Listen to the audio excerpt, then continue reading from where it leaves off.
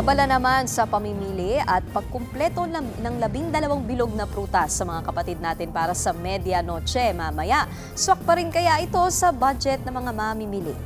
At live mula sa Pasig Mega Market, may Express Report si Mobile Journal, Jazz Paredes. Jazz, kumusta naman ang pamimili ng ating mga kapatid dyan?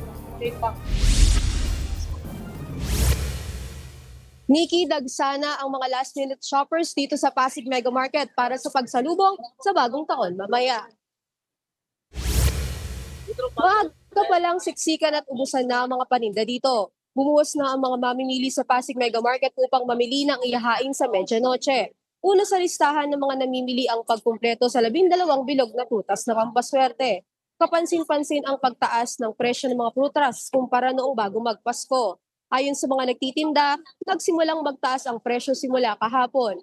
Gaya na lang ng longga na dating 200 pesos noon, taas na 220 pesos na ngayon. Kiat-kiat na dating 80 pesos, ngayong 100 pesos na per pack. Maging ang lemon nasa 25 pesos na kada piraso. Tumaas din ang presyo ng kiwi, persimmon, mangga at ubas. Habang ang mansanas at peras mabibili na 100 pesos kada 3 piraso. Nasa 70 pesos naman ang lakatan kada kilo, 160 pesos kada piraso ang pinya, habang 180 pesos ang pakwan at 160 pesos ang kada piraso ng melon. Mabenta na rin ang buko ng sahog sa buko salad na nasa 200 pesos per kilo. Maaari daw na bumalik din sa regular price ang mga ito pagtapos ng bagong taon.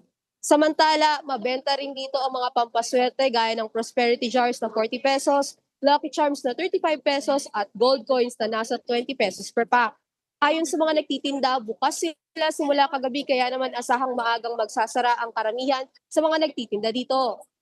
Nikki, inaasahang mas nadami pa ang mga mamimili mamaya para mag-last minute shopping. Kaya naman asahang mas bibigat pa ang trapiko sa Carrucho Avenue, ang kalsada, papasok dito sa Pasig Mega Market.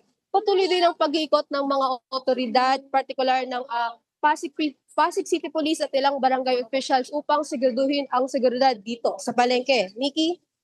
Yan ang Express Report ni Mobile Journal, Jazz Paredes. Mga kapatid, Nikki de Guzman po. Para sa pasada ng mga rumaratsyadang balita, mag-follow at mag-subscribe na sa social media pages ng News 5.